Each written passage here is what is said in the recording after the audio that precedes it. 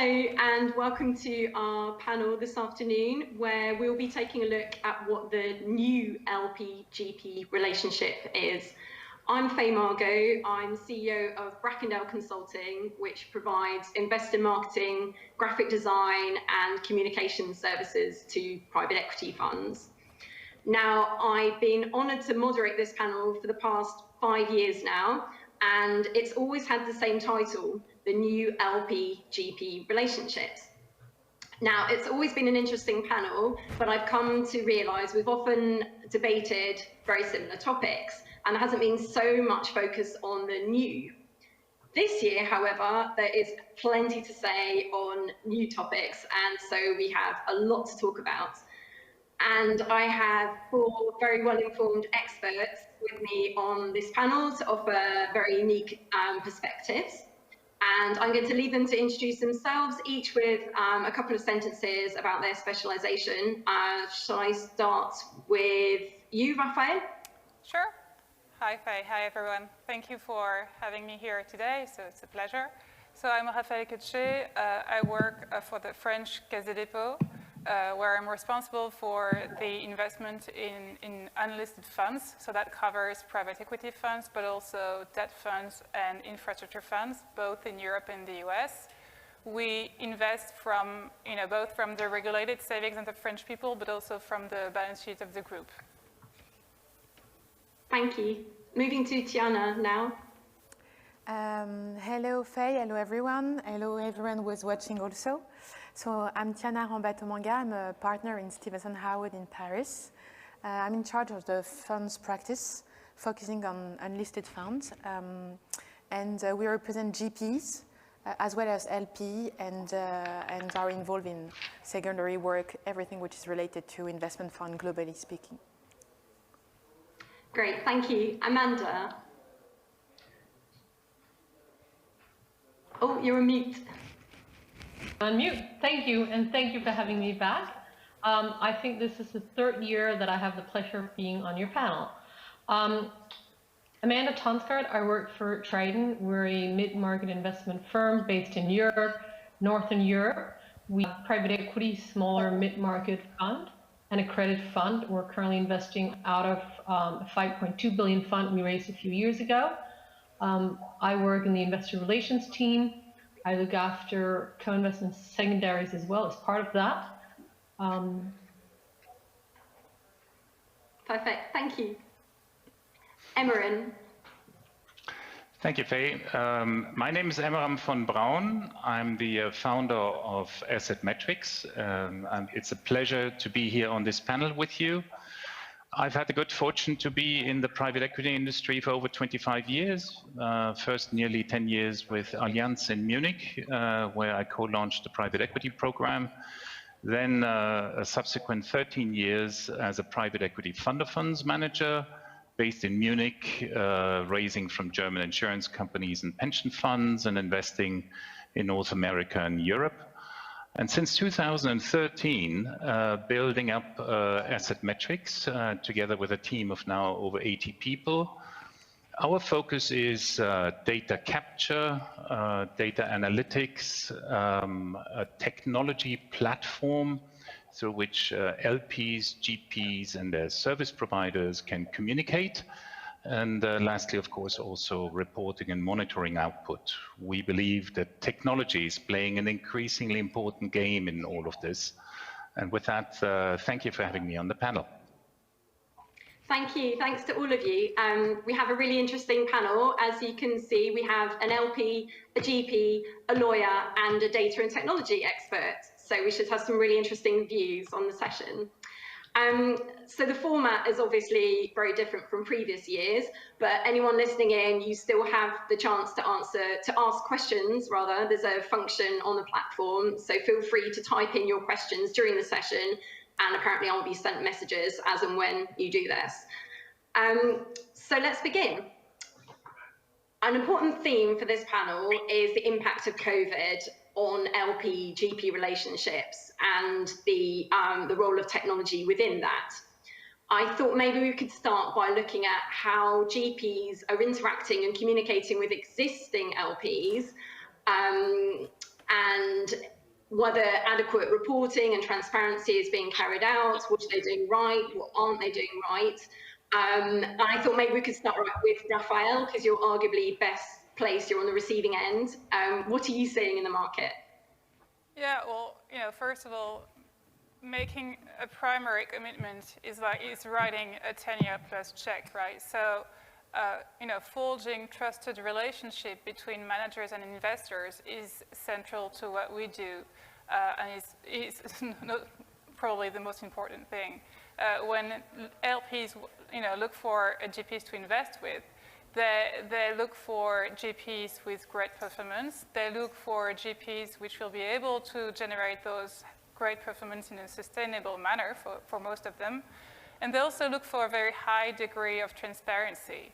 I would say that, probably, obviously, the move to remote working has put a strain on the LP-GP dynamic, but most GPs have really understood that, building relationships is central to what we do. Nobody could really predict before the pandemic hit which sectors, which industry was going to be impacted or not.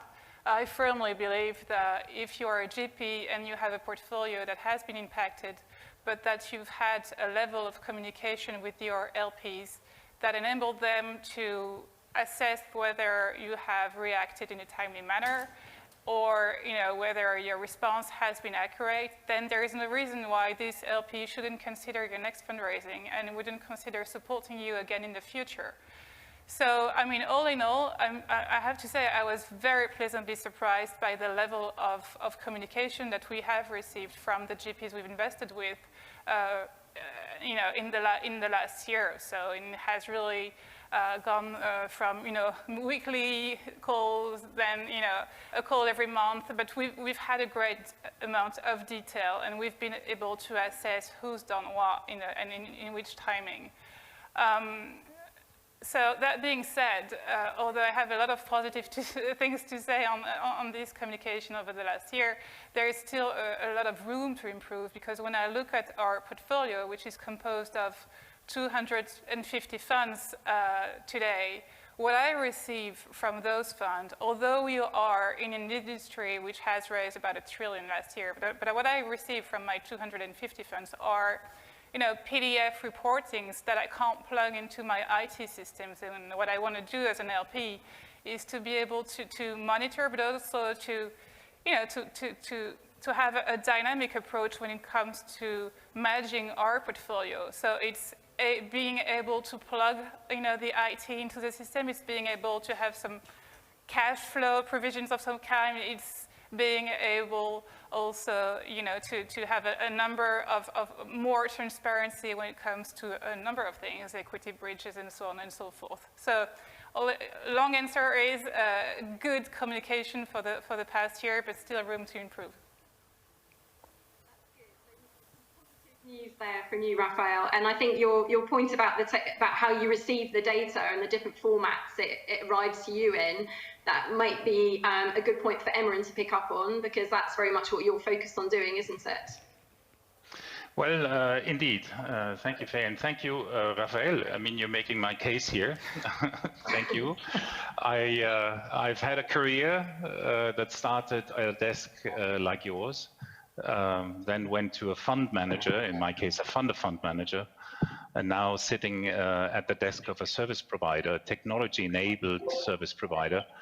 And it is exactly that motivation that made us build this company, is to support the exchange of data points between those who manage assets and those who may have assets or make assets available. In the end, the LP-GP relationship is about trust. I think you probably encountered it at the time when you made your investments. You have to get over this trust point to make and write the commitment. In times like these, when we cannot meet, I think trust has to be supported by additional measures. And certainly transparency is one additional one. Which is rooted on depth of data, that we exchange and the timeliness of data and information that we exchange. The points that you have brought up about PDFs still being our main conduit of exchange of information actually is not really compliant with sort of the preaching that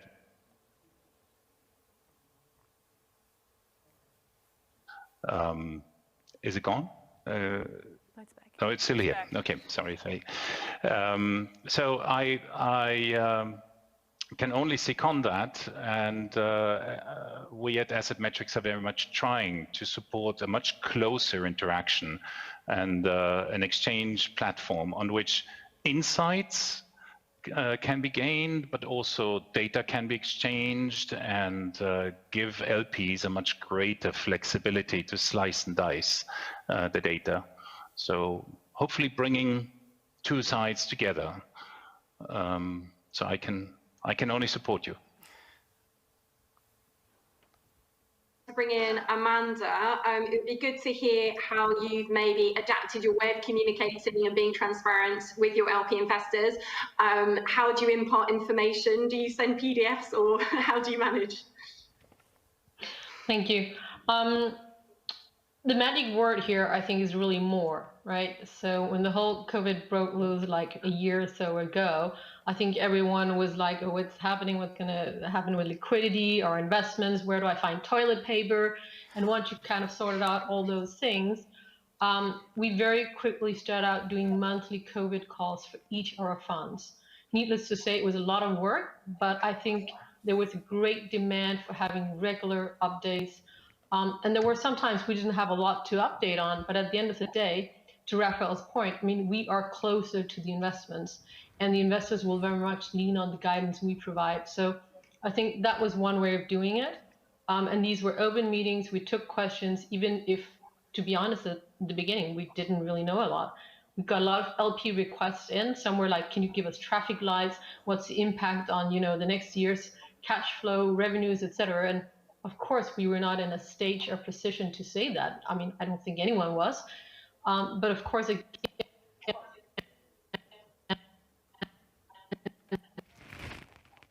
Oh, a few connection issues there.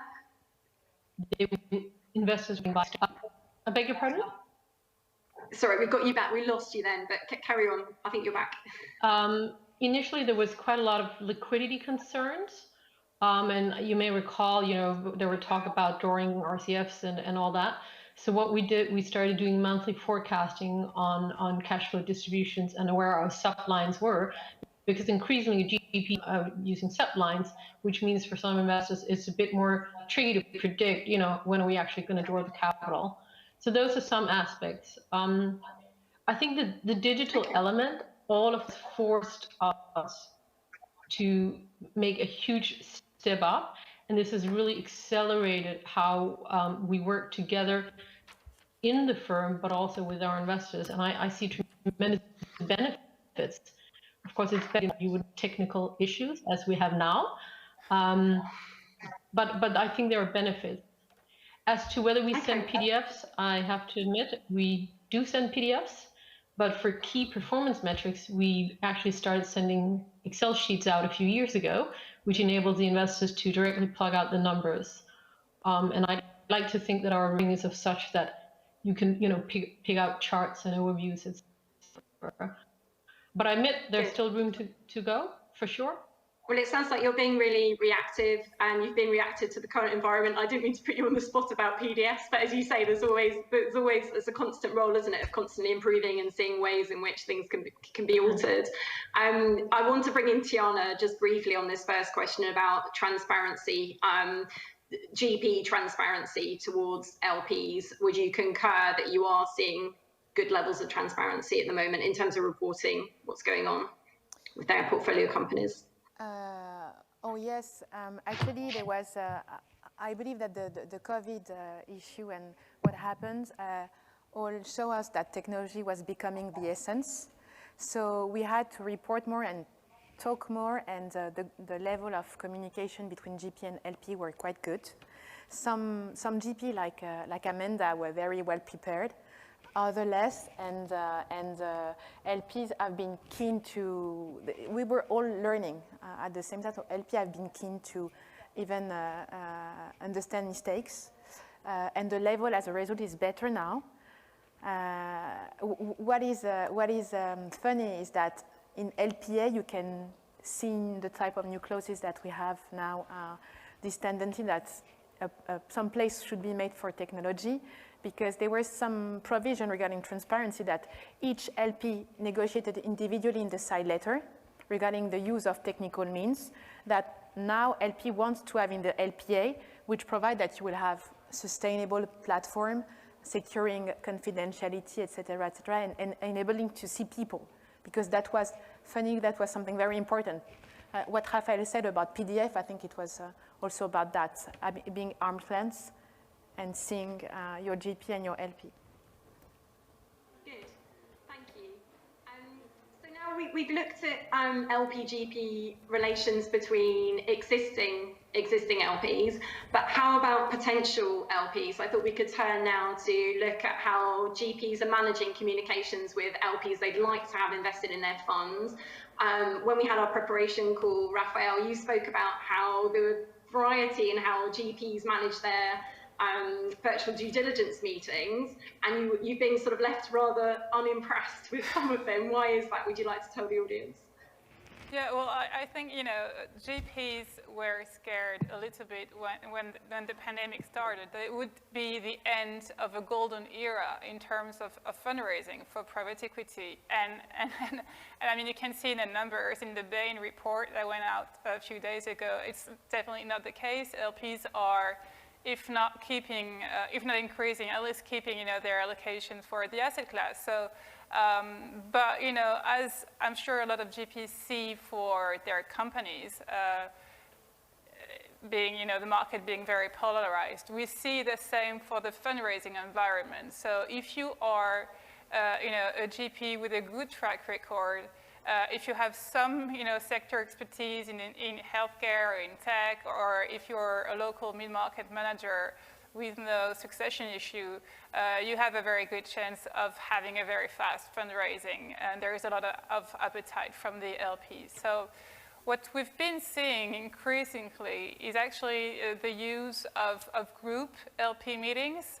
So it's basically putting hundreds of LPs, in front of a screen and having a gigantic marketing pitch to those LPs. And I mean, I certainly understand the efficiency of that process, and you shouldn't have to take 2 planes, sleep in 3 different hotels to get and meet an LP. So I understand the switch from analog to digital, and if it can increase the efficiency of a fundraising, I'm all for it. But the point I wanted to make is that GPs need to understand also that what LPs are doing when they're writing a 10-year check is actually that they are trusting a team with some capital, meaning that they need to have some one-to-one interactions with the team. They need to understand the mindset of each investment professional. They need to understand the frustration potentially of an investment professional. They need to understand the team's dynamics, succession,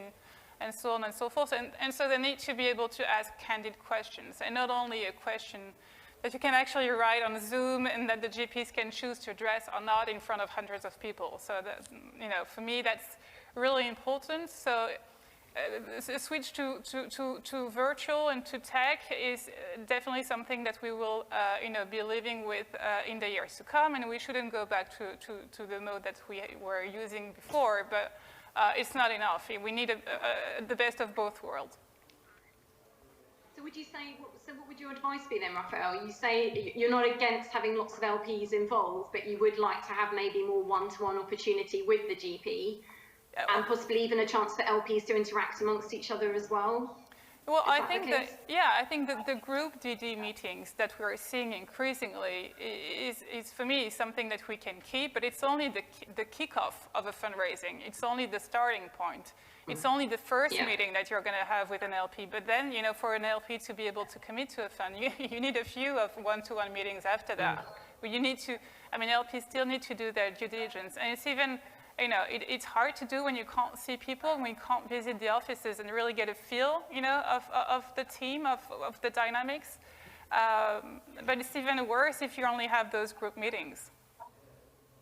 Yeah, that's good advice for, especially for first-time fund managers. I mean, it's all very well. I know CVC managed to raise 22 billion last year in 6 months, but obviously if you're a smaller fund or a less well-known fund, it's important to make a good first impression, isn't it, on LP investors? Well, all funds really. I mean, Amanda, how do you manage things at Triton in terms of how would you organise a virtual due diligence session? I think to Raphael's point, I'm a bit old-fashioned here. We would not stick in a... Oh, we've got a few more connectivity issues. LPs in a game. I do a webcast. We might do a webcast to kick off things with a general presentation, because that's, you know, the story, the strategy. You want to tell that to all the investors. But for due diligence meetings, we would certainly allow each LP to get their own time with the GP, meet the team, meet the, you know, the guys leading, but also mid-level and junior level. I think that's very important. Just as the investors are looking for a long-term relationship, I mean, so are we. And I think this last year has shown to us the investors who know as well, and where they trust us, they understand how we operate. That's a win-win situation for both parties. So yes, I'm all for efficiency. I'm all for technology.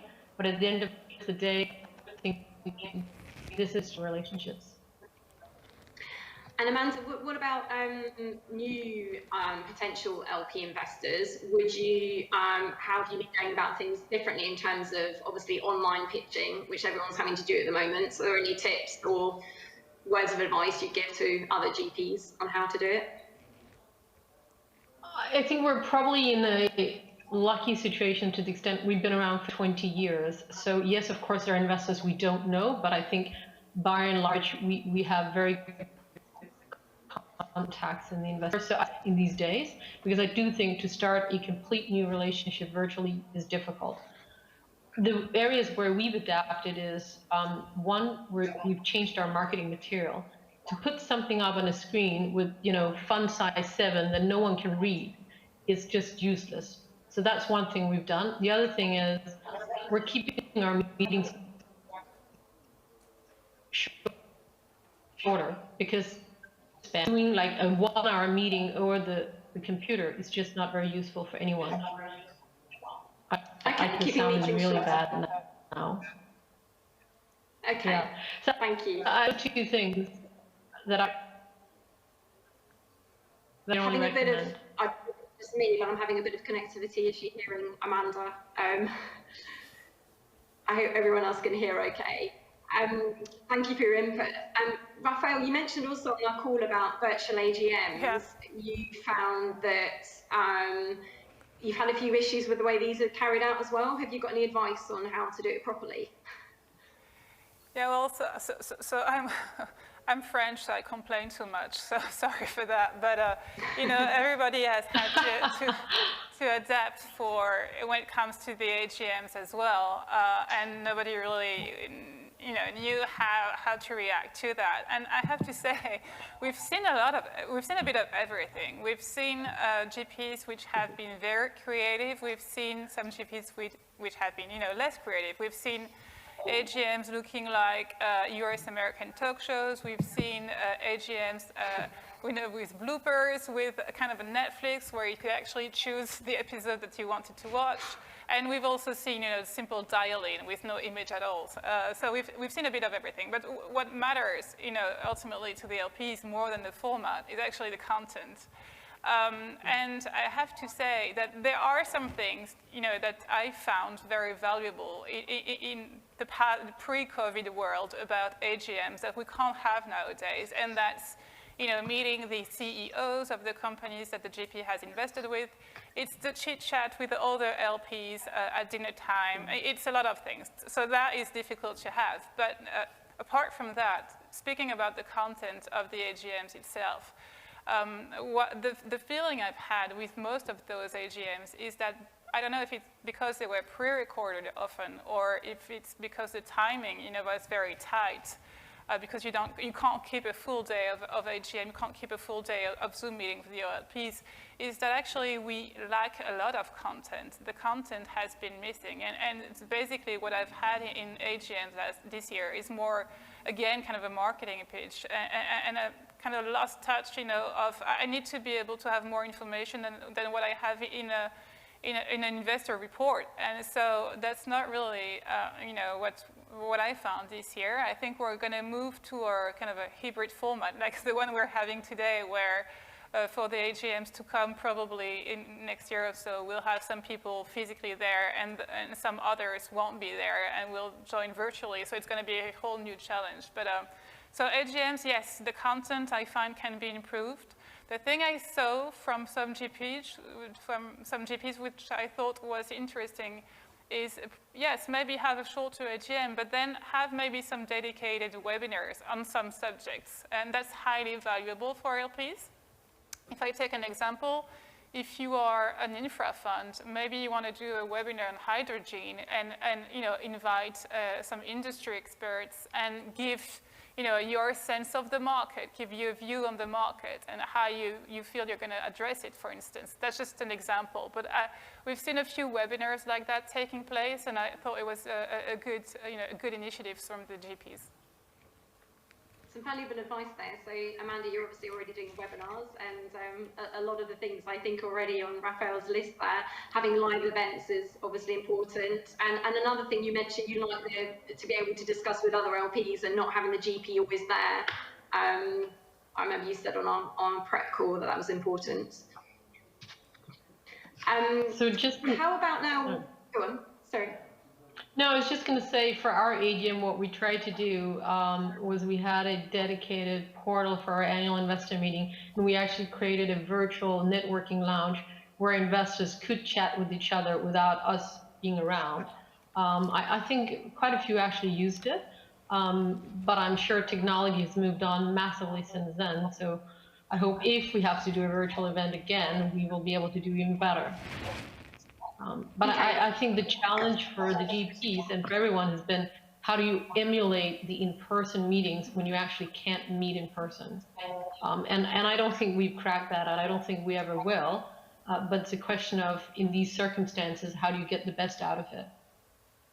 Yeah, I think you're right. I don't think ultimately technology can't replace 100%, can it, being face-to-face, but it's done a lot of good in terms of allowing some form of, positive interaction at least. And my next question is based on, still staying on the theme of technology, in terms of data sharing between LPs and GPs. I thought this question is more relevant for Tiana and Emeren. Obviously, Emeren, that's your area of specialization. Can you talk a bit more about how advances in technology is helping data sharing, how you can maintain uniformity in the way data is exchanged, and also technology, in my experience, isn't infallible. What happens when things go wrong? If you could address some of those questions, that would be great. Sure. Very happy to do that. First of all, standards are always a battle of convenience.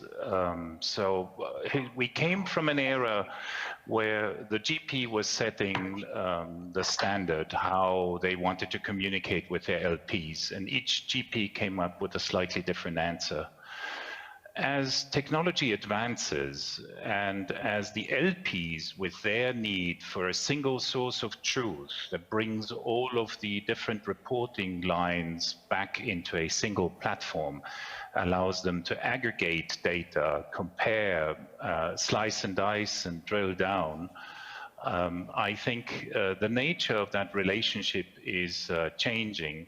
Some of the things that were said in the prior two topics that you mentioned, Faye, about how interactions between LPs and GPs change, I think technology really plays an important role, because it can take on the task to exchange, say, the factual, the numbers, the quantitative elements, on a more recurring and timely basis, and allows, in times like these where we cannot meet in person, maybe to structure AGMs and supporting things, not so much on transporting KPIs and similar things, but to highlight, say, strategy emphasis, team development, new impacts like ESG on how you choose, govern, and track companies.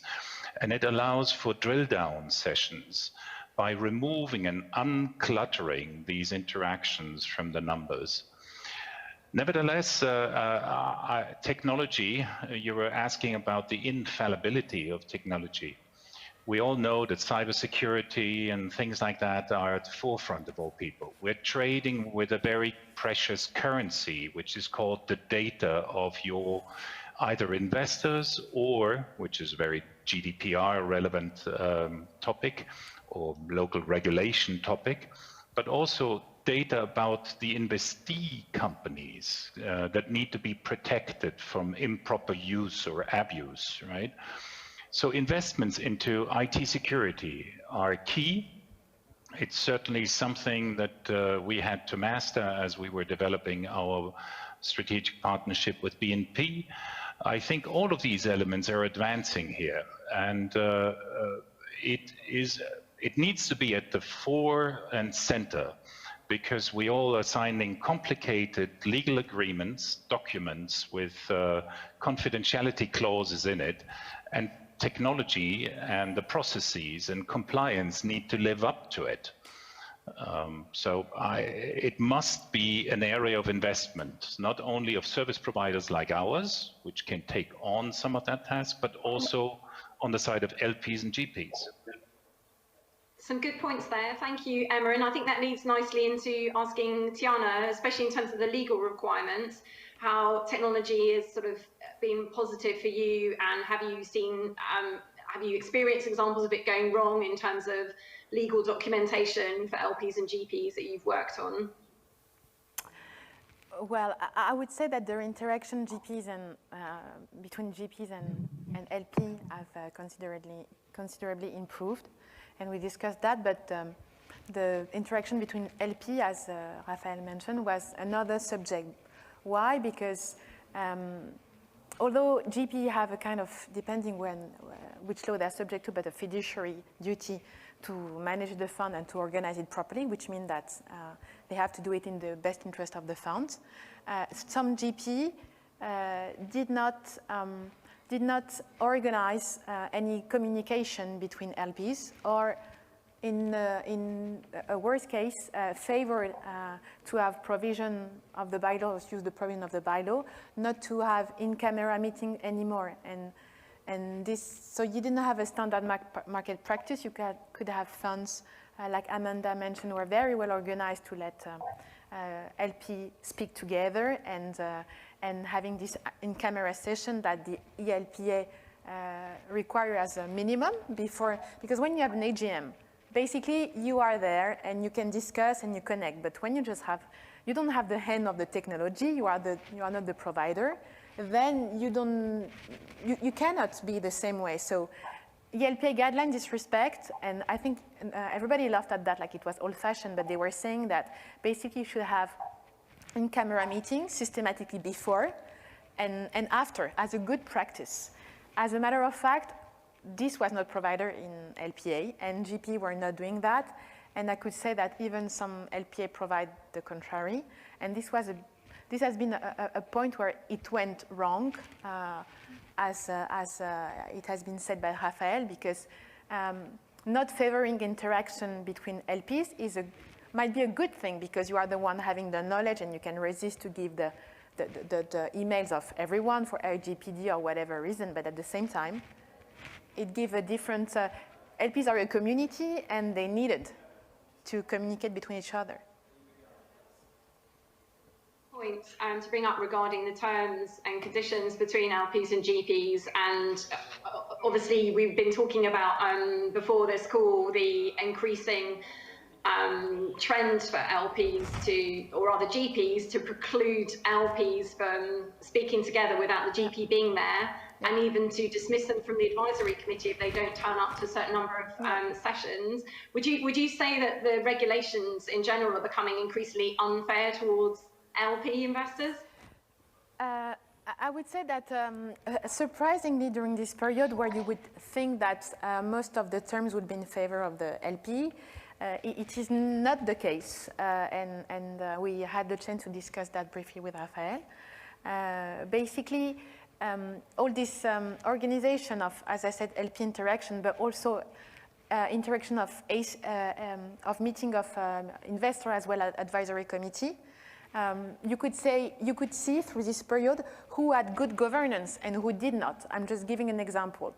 Some GPs, there was a trend to remove like minimum requirement for annual meetings or advisory committee meetings or who can convene the meeting. This is fine if you can speak normally. This is not a good governance practice, and it's not fine when you cannot speak to each other as you wish.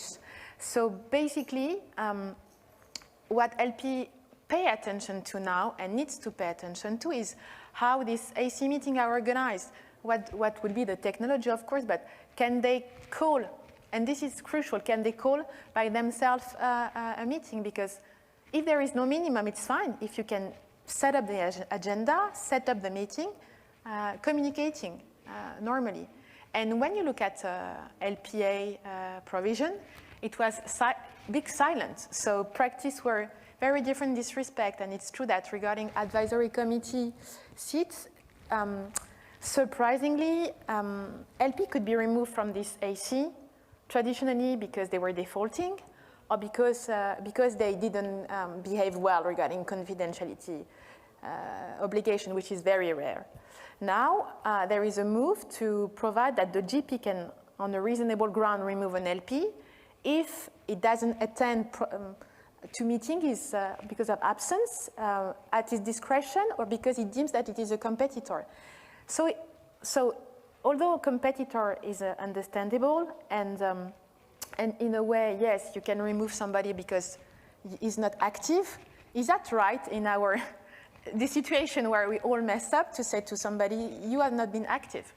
And what is active? I determine that. So there was like a kind of tension on this type of clause that we're not interesting anybody before and needs to be more It's interesting. I think your point shows that the pendulum is definitely swinging in favour of GPs at the moment. And there's another point we actually discussed as well about historically, obviously, LPs would co-invest with GPs to save on fees, to become more involved in the investment process.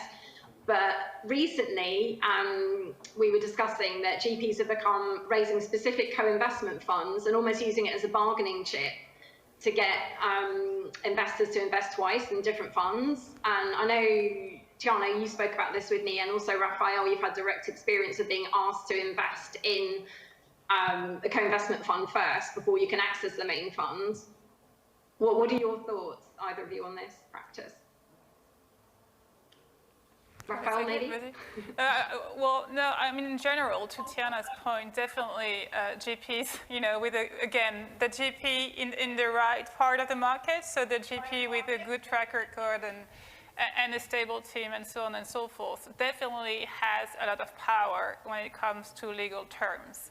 And some of them are definitely using that power, and that leads to you know, things that we find not to be at all, you know, aligned with the standards of the market. So it may be commonly step up of carried. It may be a switch from a European waterfall for a European GP to, for instance, an American waterfall, just to give you a few instances. Not that I want to give bad ideas to some GPs which might be looking at that, but yeah, so that's an example. And it's also, you have some GPs, as you were saying, that it's like playing the game, you know, you need to do that fund in order for you to get access to the other one. And that's kind of a very aggressive marketing game that we at CDC, we don't want to play. So there are a number of actually put you off investing in a fund. Yeah. If a fund were to do that. Yeah, there are definitely a number of re-ups that we didn't do based solely on that. So I'm talking here about GPs which have had some great performance for us and for their LPs. And, you know, which we found went too far, and we are not comfortable. We are, you know, investing from their regulated savings of the French people. So there is, at some point, you need to. Enough's enough. Yeah, exactly. Enough is enough. And, you know, LPs can be a bit bitter, and it's a long-term game. And maybe they're right. I mean, they raised the funds, needless to say. They raised the funds. They raised the fund in a timely manner. We'll see in a few years. Maybe they're right to do that, and fine for them, but we didn't want to re-up. Interesting note of warning out there to GP funds. And what's your stance on management fees as well? Do you think there should be a cap on management fees rather than basing it on commitment size? Maybe Tiana or Raphael. Well, there is a trend. I would say yes, a trend for GPs to propose commitment on a total commitment basis versus invested capital, and it had some success, surprisingly, during this crisis for different reasons. One of them being that this GP, it really depends on the business of the fund, but some GP would like to have a cap on total commitments in the event that you would have a global cap on management fee, because this is better for them in terms of visibility and in terms of LP. With the COVID context, what's happening is that you are not so sure about how you will invest and how long the fund will last. So having a global cap that the management company has to deal with, like 15% of the total commitments, and the management fee based on just total commitment, means that you know how much you will spend. And if they want to take 6 years, it's fine. And if they want to take 12 years to divest, it's fine. So yes, there is this tendency that work. And I think in terms of good practice, it could be something very positive because you know about the cost. And there is no pressure to invest quickly at some point because you will switch in the system where you would be then on invested amount. I did want to ask other people's opinion, but I've just been sent a text by the organisers to say we're less than 10 minutes left now, and we've got so many more topics to discuss. So I think we probably won't have time to talk about everything, but I'm going to move on to ESG because it's a really important topic, I think, more now than ever, especially as next week on the 10th of March, there's new EU regulation coming in, the SFDR, the Sustainable Finance Disclosure Regulation, which obliges GPs to produce reports on ESG factors. Tiana, we've just been hearing from you, but I think you're probably best placed to, if you can briefly explain that regulation to everyone, what it involves. Yeah, sure. So briefly, SFDR regulation, the principal purpose is twofold. First, to promote sustainable investment, because everybody talks about ESG, sustainable investment, especially in private equity, but nobody had to account for that. So promotion means also regulation. So this regulation applies in the whole EU and applies to all fund managers and all funds. So it obliges fund manager to give reporting, but to disclose also whether they take sustainability risk into account, the manner they do, and if they don't, why they don't. So this first step of regulation will come into force next week, 10th of March. And at the same time, depending on your investment objective and how you take into account ESG, you have a dedicated reporting to provide to your LP. And this is compulsory. So you have GPs have to adapt their documentation, but also the way they will report. And this is very positive because it's everything. It's the same regulation, for all of us in Europe. And what's been your experience about the response from GPs, Tiana? They are asking a lot of questions. Not GP only, but the industry is worried because this regulation is particularly unclear, although positive. So they want to know the type of fund they are. They want to know how they change the documentation. and they don't know what they would say, because usually, to make an example shortly, GP have ESG practice and take that into account, but they don't write how. Now they are wondering whether they should explain clearly, like, I do ask that to every single portfolio company. I'm not investing in this and this and this, while it was something, but I think it's something very interesting. If I were the other panelists would give feedback about that, because they would say whether it's important for them or not to know about ESG. I was going to ask actually, Amanda, what you're doing in terms of ESG and what you think the best way of reporting ESG is, and whether you knew much about this new regulation. I don't want to put you on the spot too much about the new regulation, but your way of reporting ESG. Well, I'm definitely not the expert. I am very lucky at Triton. We have a dedicated team that focuses on ESG. I can say from a general perspective, two things. One, I think we welcome the new directive about sustainable financial disclosure. What I think it does is it creates uniform standards for how you measure it. Because today, I think there is a certain skepticism about, greenwashing. So I think the fact you have, uniform standards, it creates more level playing field, and it enables a greater level of trust. So that's one thing. I think Triton, as many other firms, we've moved from ESG being value protection to allocation, and we see it as an integral part of our value creation toolbox, along the lines of digital, capital, full potential, have you. We've been tracking ESG KPIs in our portfolio companies since 2015. And last year, we published our first sustainability report. And some of you may say, gosh, that's really late for you, Triton. But the reason why we did it was because we wanted to have data points to provide and not just sort of a qualitative report. So what we've done with this report is we've created a baseline, and the intention is on an annual basis, we're going to report to our investors. We have the report on our website, completely unbiased. I think the team has done a great report. There's a huge amount of information. And I'm just pleased to see the role it plays in what we do today. And I think COVID has even further confirmed that. How has COVID confirmed that?